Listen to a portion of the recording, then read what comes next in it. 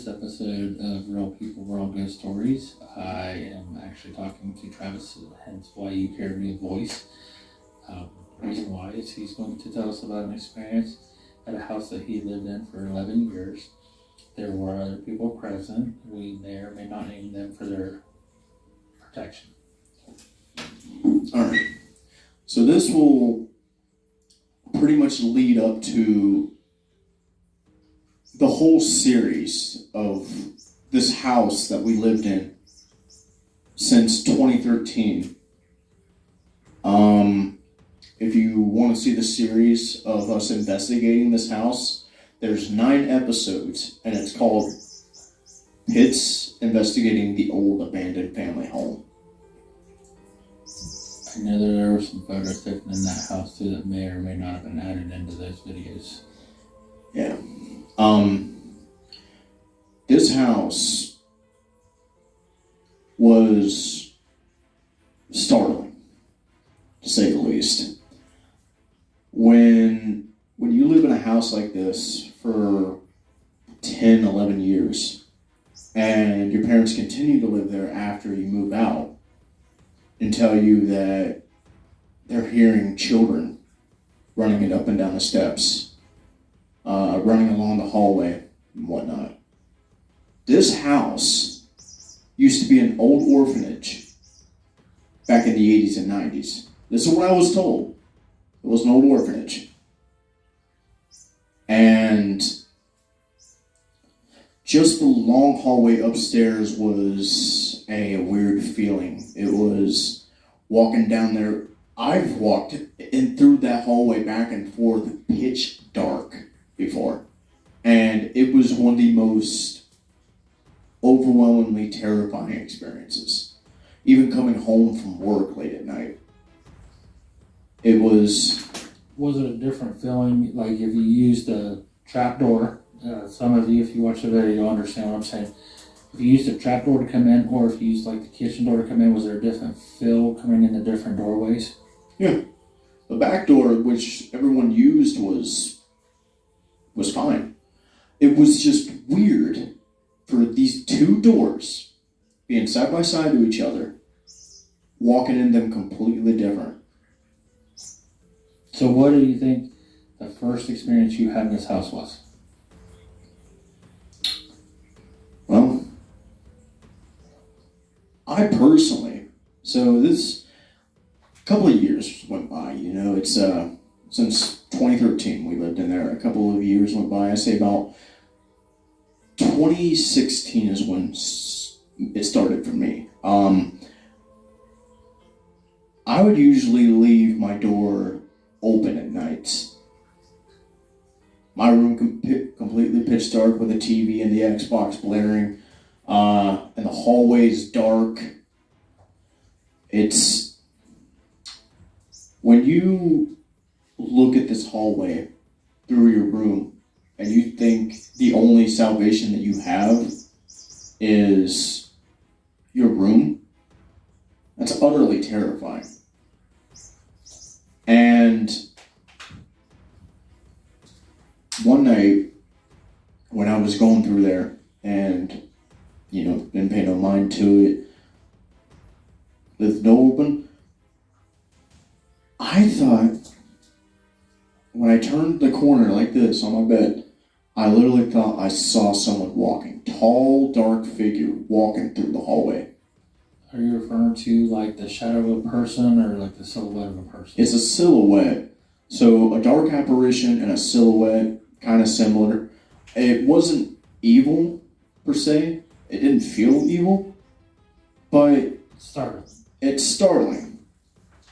I'm not saying that I'm going to get used to its presence. I'm not going to say that.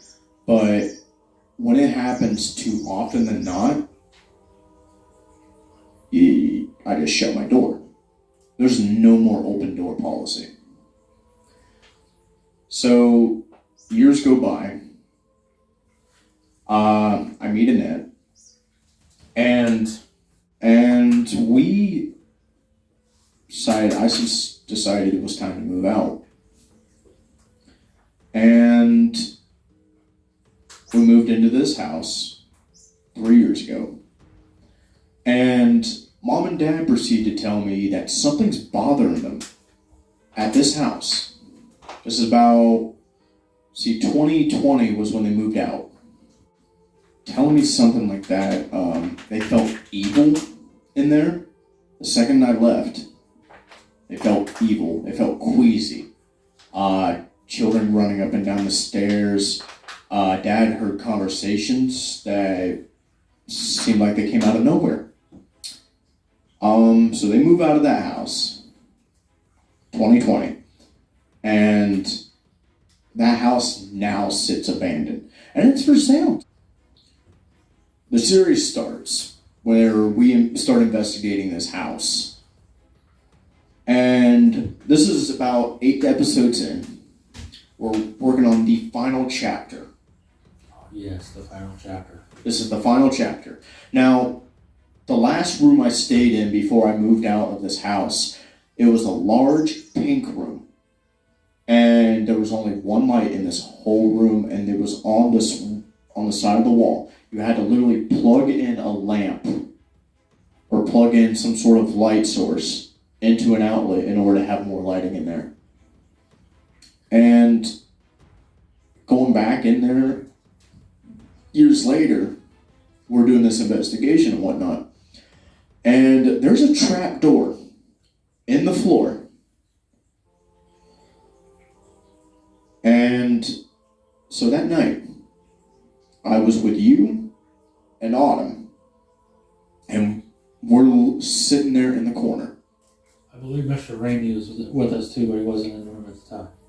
No, he wasn't there. Not that night. Not that night. Because that was the night before Mansfield Reformatory. Oh yeah, he went there that night. Okay. We get there and we're up there for a little bit. SB7 Spirit Box checking, and we're having a conversation. We're having an EVP session. All of a sudden, out of nowhere, we hear a growl. This is the first time, mind you, I ever heard a growl in this house. No, the funny thing about this is, you heard him say we're doing an EVP. He was recording on his phone, and we were listening to it back later on after asking questions and an extended period of time goes on. As we're doing this EVP session, me, him, and his sister sitting there on the floor side by side, live. I literally looked over and said, "Did your stomach growl?" I heard it without the playback. I heard it live.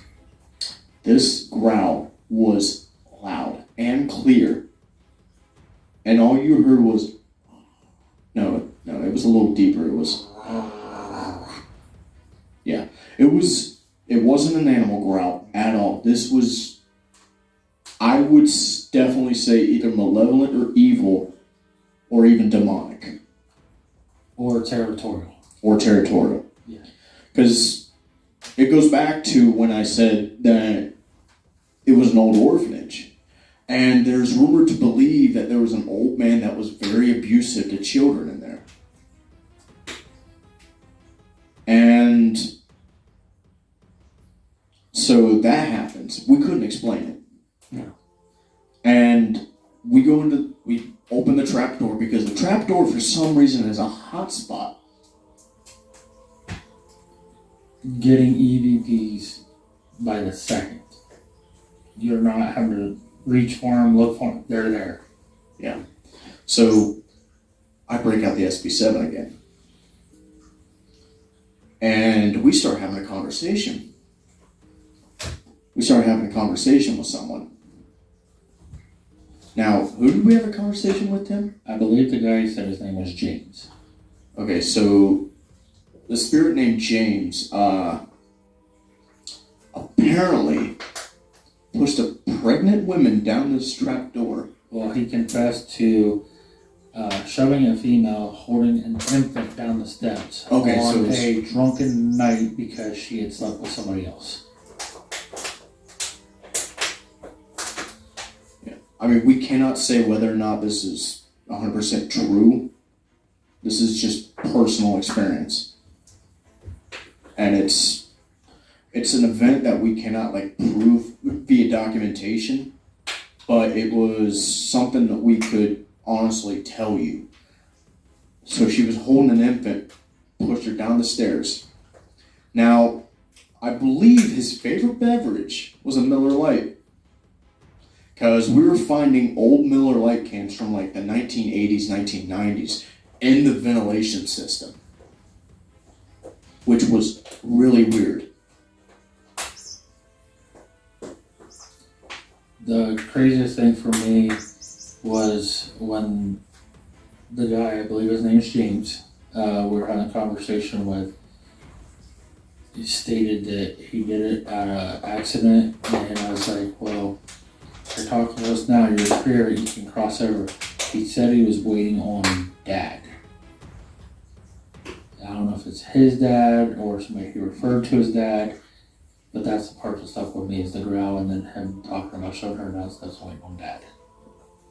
Even a year later, man, I can still never forget that growl. No.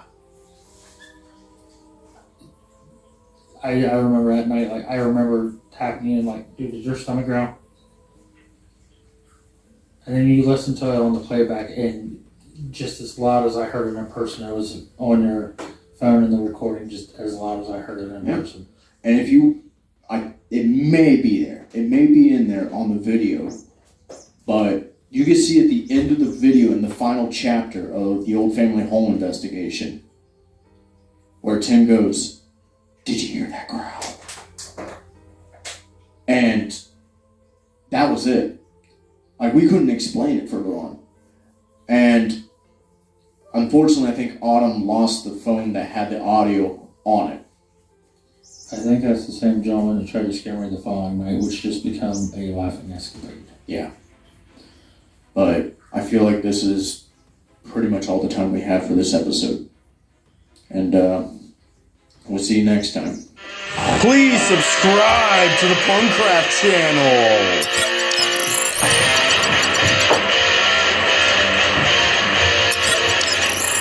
Please hit that notification bell.